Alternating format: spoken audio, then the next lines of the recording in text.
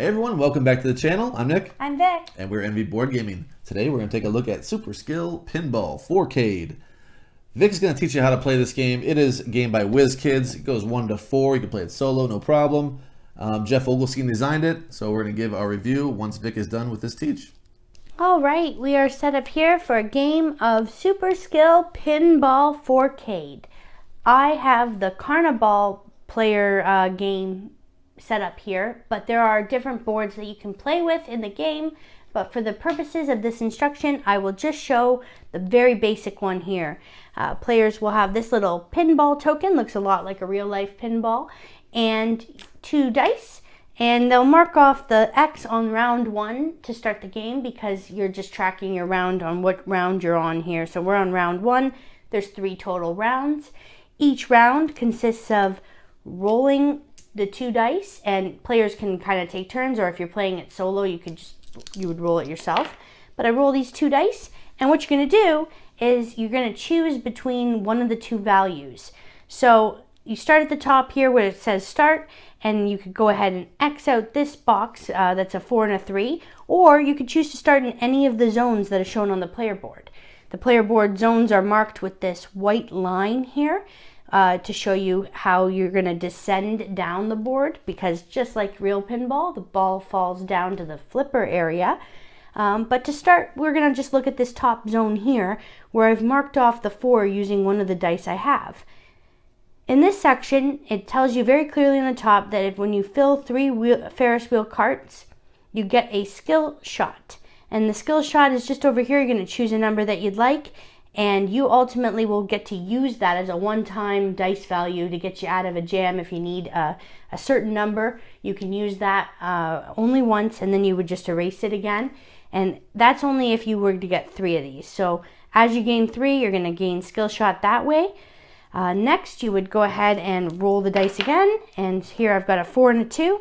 I would move down to the next zone because I can't keep going up and I can't stay in the same area unless I'm here, where you'll notice that there's some purple arrows in a clockwise order here. And what happens is if I chose this 4 here with one of my dice, I could go ahead and mark an immediate victory point because it shows that I get that point right away for the bumper. And then I would roll the dice, and if I had gotten a 6, I could then continue in this area, but because I didn't and I'm not following these arrows here, I need to go down to the next zone, zone 3 on the board, and make a choice between the 4 and the 2. So in this case, I can choose to mark off the yellow side on the left or the red balloon side here, and they give you different bonuses when you fill out all of the cards that are up. So once you satisfy all 3, or in this case 4 on the red side, you'll actually get to unlock one of these special abilities. These are explained in the book, but very quickly, you can score multi-balls, which puts your second ball in play, and that way you can actually use the value of both dice. There's the flipper pass on this side. That lets you use the flippers in a way that I'll explain when I get down to that zone. But basically, you're going to have the ability to move your ball no matter which flipper you've used to whichever area of the board you want.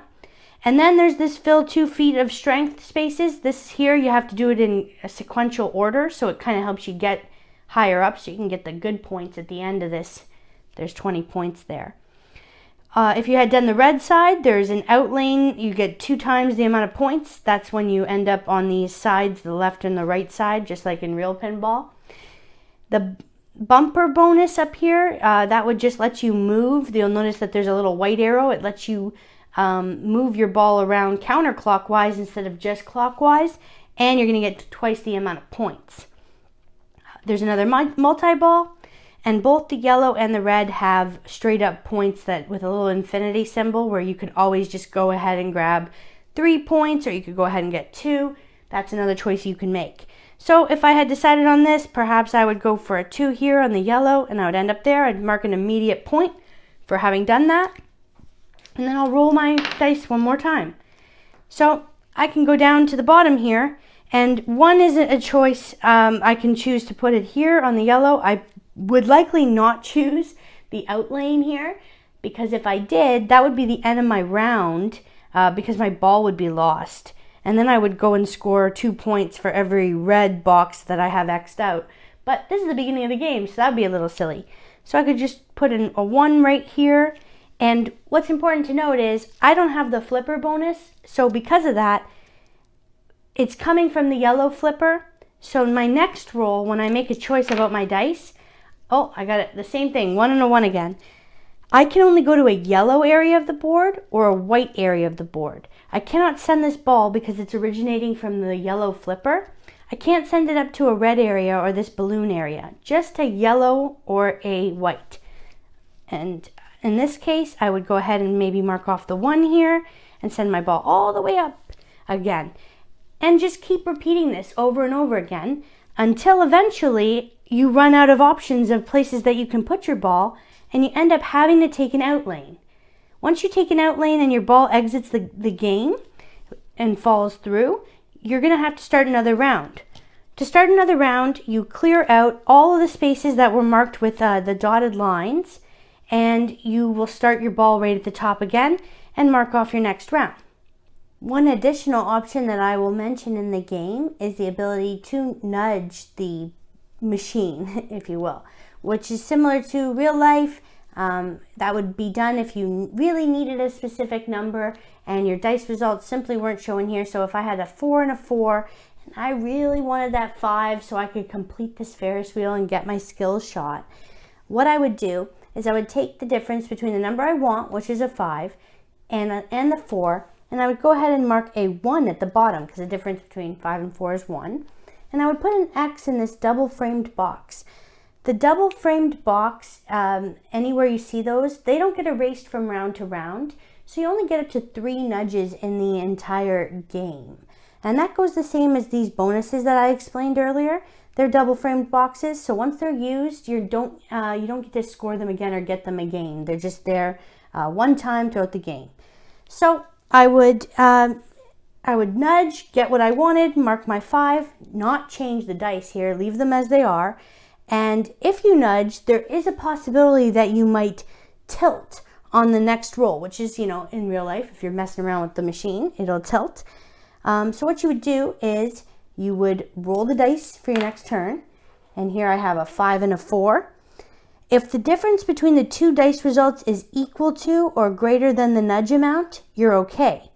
If the difference is less than the nudge amount, you tilt and the round immediately ends for you.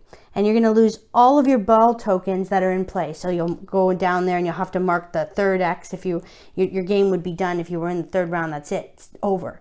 But in this case, because the result is equal here, 5 minus 4, it's a 1. I'm safe. I can proceed and continue playing. And that is how you play Super Skill Pinball 4K. All right, welcome back. Thank you for the teach, Vic. She taught that despite not liking the tilt rule. She had to go over that several times. Did not like the tilt rule. So we left that at the end, so we got through it. She almost actually wanted me to take over at that spot at the very end. So all of a sudden you would just hear this dude's voice, which nobody wants. And you would just hear them explain one rule. I don't know. He wasn't having it.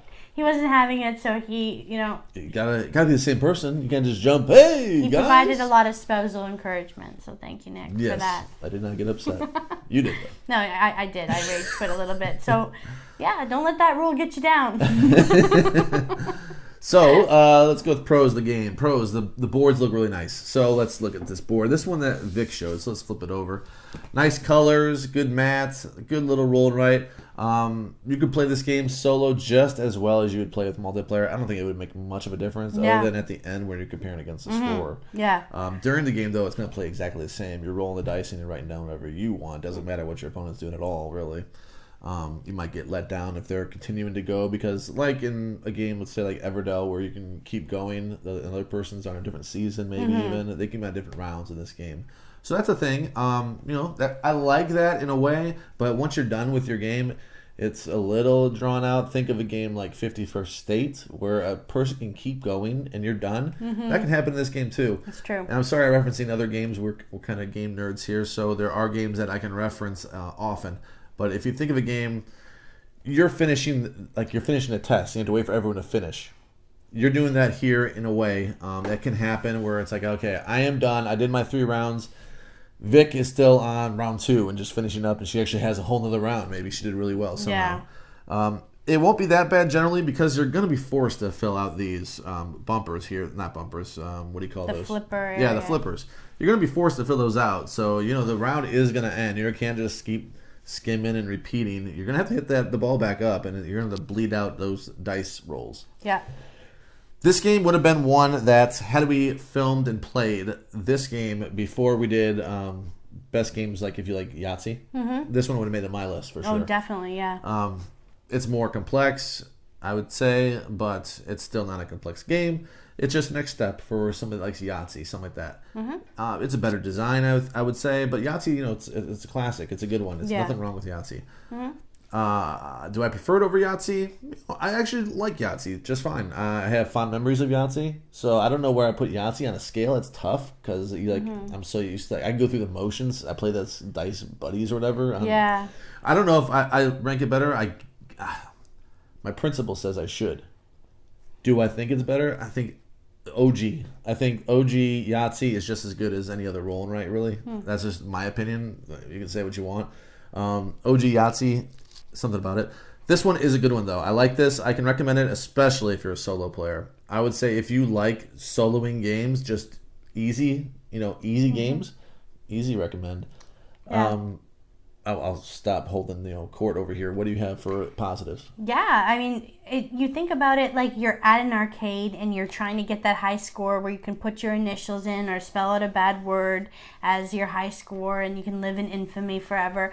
It's a bit like that where you're trying to get better than you did last time. At the very least, it's, for me, less competitive of trying to beat Nick's score necessarily or try to get a maximum score and keep going, because at the bottom of the sheet, there is so many that you can pull off. Like it has, for the scoreboard of the Carnival one, there's hundreds of ones that you can get. I noticed it was like 600. Yeah, 600. Yeah. I was just looking very quickly over there. You can get a huge score if you kept going. You got multi-ball. Now you can only do multi-ball up to 2 times on the Carnival one. But I really liked, right off the bat, we tried 2 different ones. So we did the Carnival, and then we did the Dragon one, the Dragon Slayer. This was really cool, beautiful art again that Nick commented on. So right away, what an impact the game had with the colors, and the dice are nice. I mean, they're not crazy. There's nothing like wild about them, but they're good quality dice, nice size, not super small. And the dry erase markers are pretty good. I have a thing for dry erase markers. If you know me, I really like using them. Any opportunity I get, I want to use those things. So I was immediately thrilled with that and thrilled with how quick things were going along. I really like the pace of the game. I like how things are, you just roll the dice and you mark it, and then you ascend down the pinball machine and you try your best to get the best possible bonuses. So there's like little mini games, just like real pinball. And I always liked pinball. I was the person who would sit listening to music and play that one that came with your Windows game, that game all the time. I just loved pinball. So this was right up my alley for that reason. I like the theme a lot, and I like the way, I like roll and write games. So it was perfect for me right off the bat. As a pro, I would give the game. Okay. Yeah. I didn't see it that way. I didn't see this getting the high score and writing ass, for first place. Everyone wrote ass as a kid. You write ass. It's a 3-letter word. Right. So I didn't see it in that thematic, but I wasn't a big pinball fan. I was okay with it. I was more of a video game arcade person. The pinball, take it or leave it. I'll mess around with it, but I never got into it. I didn't feel that as much, even though it is thematic in a way. Just looking at it, the whole board is a pinball machine. How is it not thematic? And it's going descending, and you're hitting flippers. So yeah, it's a thematic. It is. I just didn't feel it like, I'm going for this high score where I can put in my name and infamy. Other thing that Vic said about the dry erase markers, there was a negative about those. Yeah, I didn't really want to be too picky because we're spoiled. I'm going to be pretentious right now. This doesn't quite go in far enough, and I kid you not, I was writing once, and the thing flew off, and I just stared at Vic. I didn't touch it or anything. It just flew off because it's not very... It doesn't snap in like a lot of good ones. It doesn't have a tight... This thing flew off at least 5 times in our last game. Yeah. I had to pick it up, go over there, and it doesn't snap in tight. It needs to snap in tight. It's very chaotic. I don't know if we need to figure out a Other solution. than that, it was a really good marker. Yeah, like perfect. Other than that, I loved it. So annoying. It had a lot of potency to it too. If you care about that kind of thing, it released a lot of ink. It wasn't dry, Anyway, it's a very silly thing. Another poor thing about it is you're dragging that pinball sometimes, and it can run over some things you have dry erase on. Yeah, and that kind of smears the board a little bit. Yeah, just be aware of it. That's all. You can avoid it, but sometimes you're not thinking about it. You drag it over, and now you have a bunch of smear. Like, oh, where was that marked? But it never became a huge issue. But it's something to be aware of that it could happen, and it will maybe. Another thing I'll say is the beginner board. If we just played the beginner board and gave it a review, I couldn't give it more than a 7. I thought the beginner board was just whatever. I mean, there's not a lot of choices there. It's just like, I don't know. I was kind of disappointed. We went to another board. Now I have choices. I have all these choices. Yeah, that was so awesome on the I can cast spells and do different things. I can decide how I want to play this game. And there's different spells. Levels. They have black and purple spells that they get triggered off in a different manner. So yes. So cool. Black you can do anytime. Yeah. Purple you can do when you hit the cast. Yeah. So you have the cast ability. Now you can trigger off your purple ability. I thought that was really nice. Yeah, me too. And those are the only 2 boards we played. Once I played that, I knew my score can improve because now we have better options. The game isn't just, roll and, kind of just... Yeah, I can see that the simplicity of Carnival, the Carnival map, the good thing, though, is the best time that you can deploy the 2 times multiplier. There's a little bit of strategy into it because maybe you don't want to use your bonus for a bumper bonus just yet when you've used low end flippers. Yeah, or the flippers. You can kind of pick a time for when you want to go for those things. So that's one redeeming feature of like the most basic one. But I agree with Nick that if that was just the game, I was pleasantly surprised that there were all these different games that were into this because I didn't know what we were getting into at first with this game. I hadn't seen anything ahead of us picking it up. So, expansion's coming too, so there'll be more packs, more pinball things. I'll go ahead and give my score. Yeah, what's your score for this? My score is going to be a 7.6. So, it definitely brought up, whereas a point I couldn't give it past a 7. It was brought up by the fact I have different options now. Okay, the game has improved. It is now a 7.6. It's one I can recommend if you like roll and writes, and it's one of the better ones out there, and a lot of options. So the fact that it has all these different machines really helps the score. Yeah, and I thought that the quality of the component was pretty good. Like, this could have been more flimsy, but they're pretty sturdy for what they are. I mean, they're not hard, big, thick cardboard, but it's not that bad. We've seen a lot worse with those cardboard pieces, so that was another thing I wanted to say as a positive about it. I don't really have much negative aside from the first one being, I suppose you could say, the most basic. But maybe you could have a challenge for yourself if you're playing solo, trying to beat your score. Even if you're against somebody, you think, I really want to get past the 200 this time. And you set goals for yourself and try to find different ways to do it. And, that's my opinion, at least. That's how I feel. My score for this game is an unbelievable 8.9. I'm probably being judged for that. By him, a lot of people like this game a lot. I really like it. I like the theme. I really like roll and write games. I like rolling dice a lot and the dry erase. So it really spoke to me, this game, and I like the colors. I like the options, and I just like how fast it goes. I really enjoy that. I don't feel like things are drawn out, and it's very repetitive. So you're gonna just keep rolling dice and finding the number. There's nothing crazy that's gonna happen. But when you get these boards with these different things, like Nick mentioned, I don't want to overdraw the point, but when you have that, the game just feels so much more robust. So I really enjoy the game. I suggest it. If you like rolling dice, and we should have added it if we could go back, we would put it in our games to try. If you like Yahtzee, for sure I would include it. And I suggest you pick it up. Yep. There you go. So that's our review of Pinball. Super Pinball is a long name. What is it? I keep messing it up. It's not Carnival. Super Skill Pinball 4K. Super Skill Pinball 4K. If you like this video, go ahead and give it a thumbs up and subscribe to our channel for more great content. We'll see you next time. Goodbye. Bye.